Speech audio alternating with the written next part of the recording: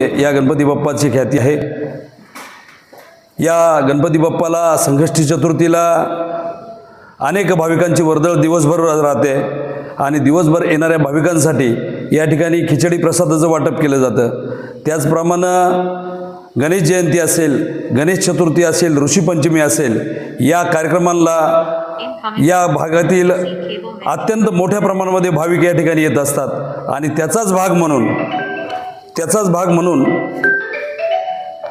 उद्योजक रमेश शेट्टी येवले, मोरया डेव्हलपरचे सर्वेसर्वा यांनी आता झालेल्या या कार्यक्रमामध्ये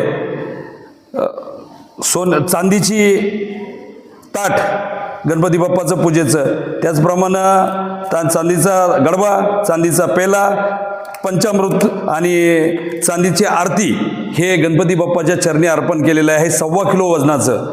असंच अनेक भाविकांनी या ठिकाणी